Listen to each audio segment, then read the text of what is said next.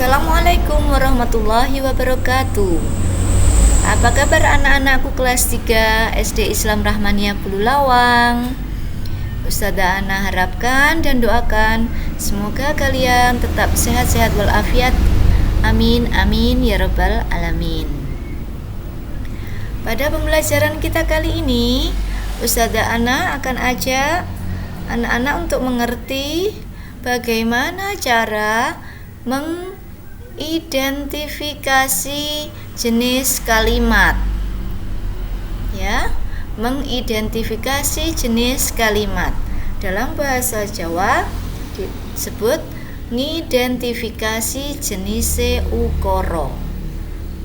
Oke, anak-anakku siap ya? Sebelum kita mulai pembelajaran, marilah kita membaca basmalah terlebih dahulu. Bismillahirrahmanirrahim. Kan anak, Ustazah Ana mulai ya. Jenis kalimat. Di dalam bahasa Jawa ada 3 jenis kalimat yang kalian bisa pelajari. Ono telung ukara sing bocah-bocah bisa nyinaoni. Yang pertama yaitu ukara andaran atau kalimat berita. Ukara andaran atau kalimat berita. Ya. Contohnya, tulodo, esok mau bapak moco koran. Dalam bahasa Indonesia artinya tadi pagi, esok mau, tadi pagi bapak membaca koran. Jadi kalimat ini menunjukkan suatu berita, suatu informasi bahwa bapak sedang membaca koran tadi pagi. Di dalam bahasa Jawa disebut ukara andaran. Paham nggih anak-anak? Oke, bisa kita lanjutkan. Kalimat yang kedua yaitu kalimat tanya, atau dalam bahasa Jawa disebut ukara pitakon.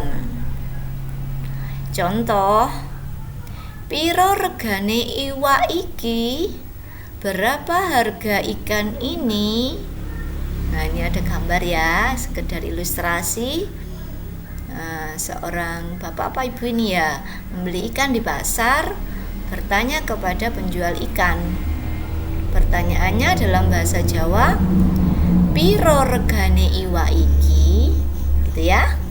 Itu adalah kalimat tanya atau ukara pitakon. Dalam kalimat tanya ini diawali dengan kata tanya. Tembung pitakon. Apa wae? Nomor 1, opo. Artinya apa dalam bahasa Indonesia? Sopo. Artinya siapa. Kapan? Podo nggih. Artinya kapan. Piro. Artinya berapa. Ing ngendi? Itu artinya di mana. Kepriye artinya bagaimana. Genio artinya mengapa. Nanti kalau anak-anak sudah terbiasa membaca suatu bacaan atau pertanyaan yang kata tanyanya diawali dengan kata tanya bahasa Jawa seperti ini, kalau anak-anak paham apa artinya, pasti bisa menjawab. Ya?